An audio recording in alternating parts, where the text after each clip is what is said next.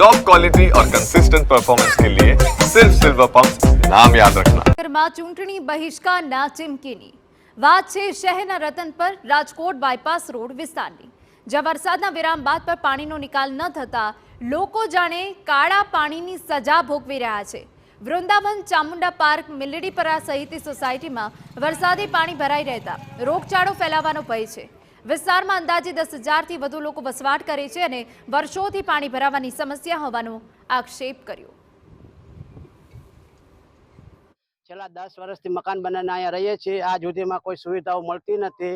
ઓફિસોમાં ધક્કા ખાઈને થાકી ગયા। અત્યારે ભયંકર ચારે બાજુ પાણી ભર્યો છે, પાણીનો કોઈ નિકાલ નથી। બાળકોને નિશાળે જવામાં પુષ્કળ તકલીફ પડે છે।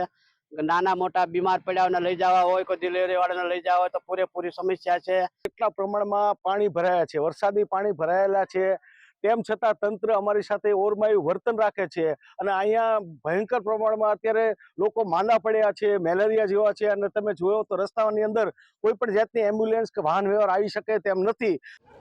વરસાદી પાણી સતત ભરાયેલા રહેતા મચ્છરોનો ઉપદ્રવ વધ્યો, જેનાથી લોકોના ઘરે ઘરે માંદગી ફેલાઈ। એમ્બ્યુલન્સ પર સોસાયટીમાં અંદર ન આવી શકે તેવી પરિસ્થિતિ હોવાનો આક્ષેપ કર્યો।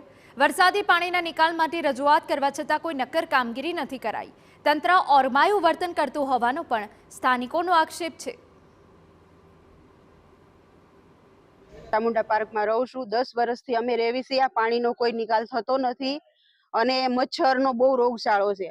અને જો ડિલિવરી ઉપર બાય હોય એને કેમ લઈ જાવી? અમારી ડિલિવરી રસ્તામાં પાણી ભર્યા હોય અને મારા સસરા મારા સાસુ બે બીમાર જ છે। અમારે મહિને મહિને દવાખાને લઈ જવાનો હોય પણ ઉતરી શકે એવું છે નહીં પોઝિશન। વધુમાં સ્થાનિકોએ વિસ્તારમાં રાજકીય આગેવાનો માટે પ્રવેશબંધી ફરમાવી છે અને મનપાની ચૂંટણીનો બહિષ્કાર કરવાની ચીમકી ઉચ્ચારી છે। છતાં પણ સમસ્યા ન ઉકેલાય તો આંદોલનની પણ તૈયારી દર્શાવી છે। રવિ છે, મેં 10,000 ને સંખ્યા છે। વરસાદ બંધ થયો કેટલા દિવસ થયા છતાંય પાણી ભરાણાય છે? અઠવાડિયું થી પાણી ભરાણા છે અને આમ તો મહિનેથી ચાલુ જ છે આ સમસ્યા, કોઈ આવતા જ નથી।